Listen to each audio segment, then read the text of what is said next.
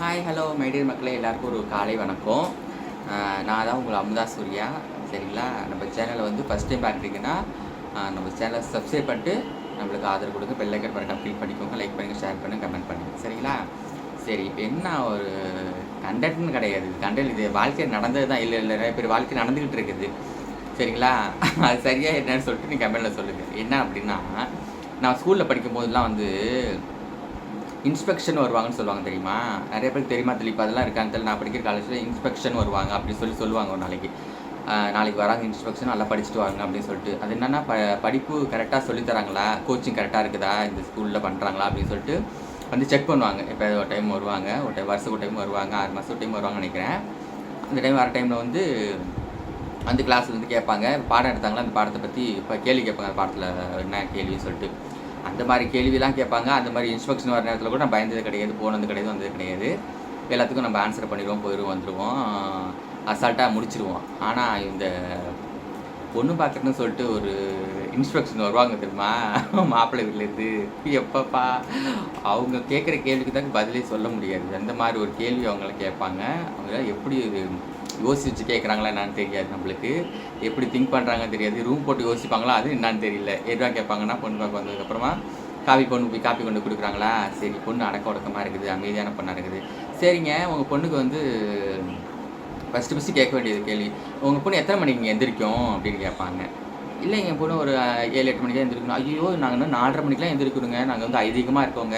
4:30 மணிக்கெலாம் எந்திரிச்சு எங்கடா வீடு வீடாக பால் பாக்கெட்டு போடுறதுக்கு அனுப்ப போகிறீங்களா? நானே கேட்டுக்கிறது. 4:30 மணிக்கெலாம் பிரம்ம முகூர்த்தத்துலேருந்து எந்திரிச்சு சாமிலாம் கும்பிடணும் எங்கள் வீட்டில். அது ஒரு ஐதீகமாக நாங்கள் வச்சுருக்குறோம். அது வந்து அந்த பொண்ணு கடைப்பிடிக்கணும்.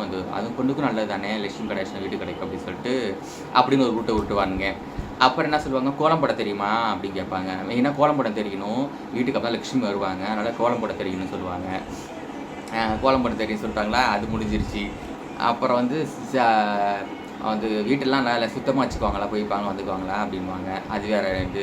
அடிக்கடி வீடெல்லாம் சுத்தம் பண்ணி வச்சுக்கணும், க்ளீன் பண்ணிக்கணும் அப்படின்பாங்க. சரி, அதையும் விட்டு போட்டானுச்சு. அப்புறம் வந்து கேட்பாங்க, சமைக்க தெரியுமா உங்கள் பொண்ணுக்கு அப்படின்னு. ஒரு அடுத்தது நம்மளுக்கு மெயின் பிக்சரே அதுதான். சமைக்க தெரியுமா? இல்லைங்க இப்போ தான் கொஞ்சம் கற்றுக்கிட்டு இருக்காங்க அப்படின்னு சொன்னான்னு வச்சுக்கலேன். மெயினாக சமைக்க தெரியும். எங்கள் வீட்டில் எங்களுக்கு நான்வெஜ்ஜில் என்னென்ன பண்ண தெரியும் அப்படின்னு கேட்பாங்க. இல்லை இப்போ தான் கற்றுக்கிட்டுருக்காங்க. எனக்கு வந்து எங்கள் வீட்டுக்காரருக்கு வந்து மட்டன் ரொம்ப பிடிக்கும். என் பையனுக்கு வந்து மீன் தான் பிடிக்கும், மட்டன் பிடிக்காது, மீன் பிடிக்கும். அப்புறம் வந்து எனக்கு வந்து சிக்கன் அது மாதிரிலாம் பிடிக்கும். அதனால் எல்லா வெரைட்டியும் குடல் குழம்பு, அது மாதிரி குடல் குழம்பு வைக்கணும், அதெல்லாம் தெரியணும்.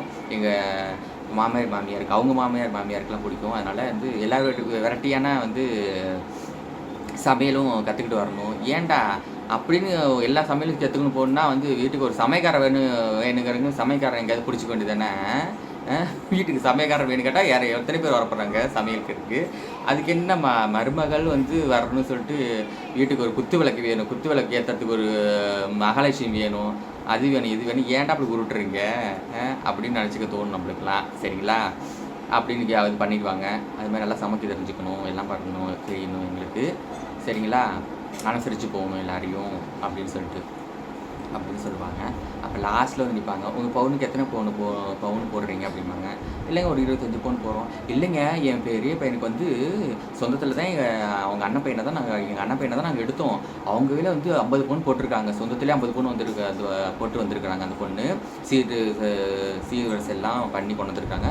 நீங்கள் நம்ம வெளியேருந்து இருக்க உங்கள் பொண்ணு வந்து 50-55 மேலே இருந்தால் தான் உங்கள் பொண்ணுக்கு ஒரு கௌரவமாக இருக்கும் அப்படின்னு வேறு உருட்டுவானுங்க.